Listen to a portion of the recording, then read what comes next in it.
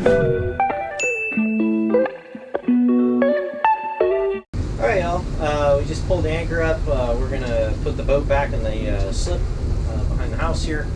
Arguably docking anxiety is a thing that people go through with big boats, but what you'll see here is it is really not that bad. The key is to take your time, be slow about it, and it's okay to say, I'm going to try again. It's always okay to take another swing. That can be embarrassing if people are watching, but it's way better to be embarrassed than it is to wreck your boat or wreck somebody else's boat. So what we're doing is we're evaluating the winds, and we took a look at the weather before we got out of here and looked at the current.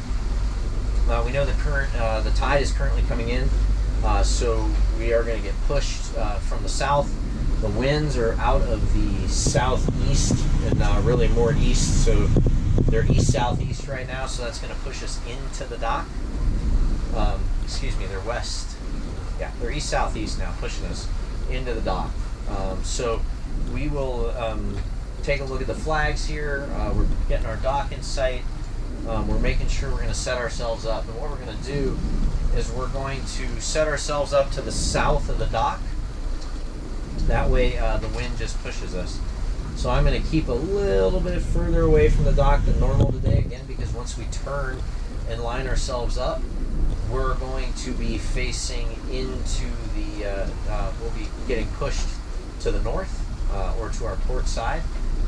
But we also know it's going to be pushing us forward to the dock, so we don't want to be too far, too close, because then we can get pushed into the docks or we'll have to reverse and reset. So you can see I'm just using asymmetric thrust to turn the boat, making sure the rudder is amidships, so all we're dealing with is throttles.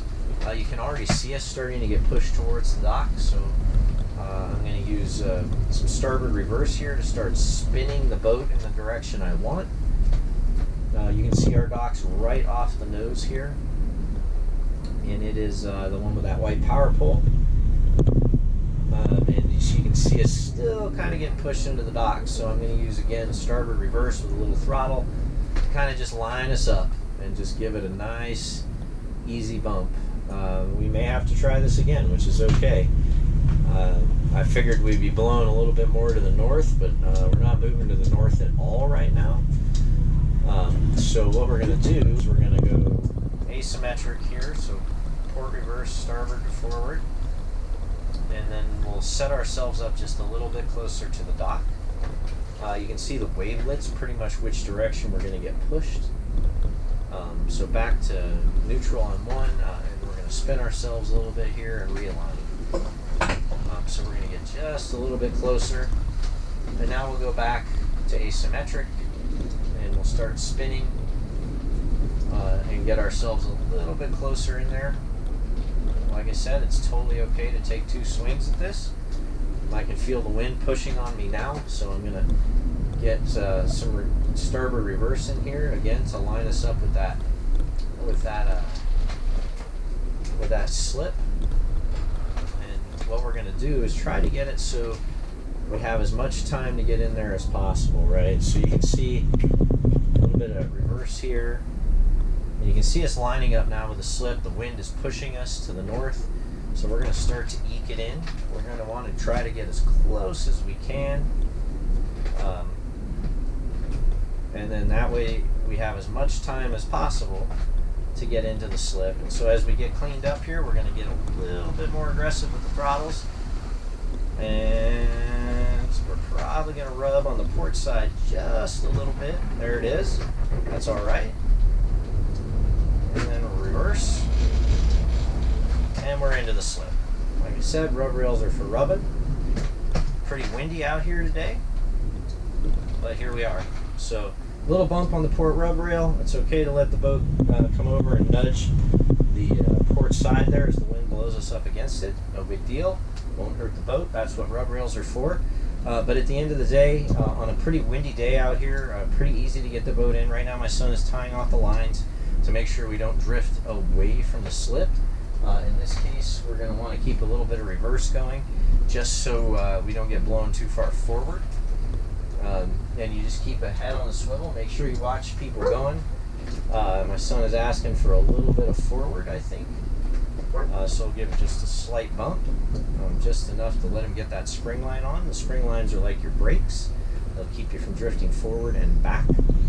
So we're putting on the one that will keep us from drifting out of the slip at this point. We'll need to get an aft spring line on here in a second. But as you can see, just understanding the winds, understanding where you're going, being okay with taking a second swing at this is okay. You saw me have to realign on the dock because we weren't blowing away as quickly as we thought. And ultimately, you just take it nice and slow, and you get the boat safely back into the slip. So what you really have to do here is practice, right? And so whether you do it by yourself or whether you hire somebody like a captain to go out with you and just teach you how to dock, that will help you get rid of your docking anxiety. And then you do that docking for a few hours and you'll be fine, right? So you shouldn't be scared of docking these large boats. Even a small boat today would be a challenge in these kinds of winds, right? Especially if you're a single engine outboard with no thruster, you're gonna fight to get in here and keep from blowing out of here. So in any case, again, don't go faster than you're willing to hit something. Be okay with trying again, and then also take some time to dock a whole bunch, and then your docking anxiety will go away. And the other thing is God forbid you're on a large boat, you have air conditioning and likely have food and water and everything else. If it's too windy to dock, we just showed you how to anchor. Go out and drop your anchor, wait till the sun goes down, and I'm almost guaranteed the wind will go away and it'll be much easier. So that's just a trick. But again, always, take the time to learn how to dock, know where the winds are, and this is fun. You can go out and do this. I know anybody can dock a big boat. We bought this boat. It was our first power boat, and I drove it 3 days home from Punta Gorda, having almost zero time doing this, and was able to safely get it into the dock at both stops and then back here at home. So hopefully this was helpful for you.